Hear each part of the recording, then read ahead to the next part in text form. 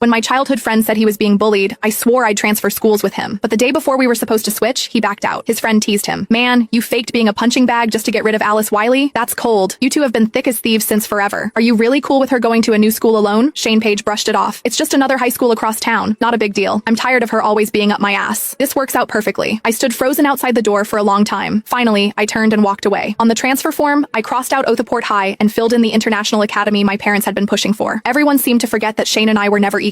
The moment I overheard the truth, my heart slammed against my ribs. In the past month, my childhood friend Shane Page had been feeding me stories of being jumped, framed, and humiliated at school. I threw myself into shielding him, but I couldn't block every blow. When it became unbearable, I suggested he transfer schools for a clean slate. That day, he was soaked from a bucket of ice water, his sharp cheekbones ghostly pale. He grabbed my hand, trembling. I can't face a new place alone. We'd been inseparable since kindergarten, walking to and from school together for over a decade. Deep down, I'd been nursing a quiet crush on him. So, in a rush of loyalty, I promised, "Don't worry, Shane, I'll go wherever you go." But standing outside that private room, I realized it was all a cruel ruse to push me out of his life. Does he hate me that much? Inside, his friend kept talking. Alice is crazy about you. What if she falls for someone else out there? Her? Shane scoffed, as if the idea was absurd. She is so loyal she'd take a beating for me and not even flinch. You think she'd ever stop loving me? His friend muttered. I don't know, but she doesn't seem like someone you mess with. No chance, Shane said lazily. Our school is full of rich kids, but has she ever given any of them a second glance? His tone dripped with disdain as he continued. She is always up my ass. It's annoying. The room burst into laughter, sharp and mocking. I wanted to run, but my feet felt rooted to the floor, forcing me to endure the humiliation. One guy clicked his tongue. First time I've seen someone push away a girl who is crazy about them. Respect, bro. But if you're sick of her, why not just tell her? She doesn't seem like the type to pester you. Shane frowned. She is too intense. Being straight with her wouldn't be that easy. He paused, then dropped the real bombshell. Besides, Esther gets all torn up whenever she sees Alice. She only feels okay when I'm there to hold her hand. I'm doing this for Esther's sake. Alice will just have to deal with it for a bit. It clicked like a puzzle snapping together. Shane started faking the bullying just a week after Esther Howell was transferred to our school. You sly brat. A new girl shows up and you're already whipped? Someone chuckled. But Esther has got that fragile, damsel in distress vibe. Guys eat that up. Unlike her, Alice is sharp and always has that icy glare that keeps everyone at arm's length. No matter how gorgeous she is, that's a tough sell. The others piled on, tearing me apart like sharks on a feeding frenzy. Shane didn't stop them or defend me. He even nodded along, agreeing with their jabs. My heart sank into a dark, throbbing abyss. For a fleeting moment, I wanted to knock down that door and demand answers. Why did he lie? Did he feel even a flicker of guilt watching me get hurt for him? Did our years of friendship mean nothing? But my mom's words echoed in my mind. Don't waste energy on pointless battles. People don't turn rotten overnight. In the end, I turned and walked away. The pain crept in slowly. I could have shrugged off a friend's betrayal, but Shane had crossed that line, blurring the boundaries between friendship and something more. That made the cut deeper. The day we agreed to transfer, he dragged me to a bar to celebrate our escape. The dim neon lights cast a hazy glow, and I couldn't tear my eyes off the guy I'd loved in secret for years. My heart raced, wild and untamed. When he leaned in to kiss me, I didn't pull away. Years of bottled up feelings surged, overwhelming me like a tidal wave. Unable to hold back, I asked, Shane, what are we now? He dropped a tender kiss on my forehead. What else, silly? The bar exploded with cheers, mirroring the spark in my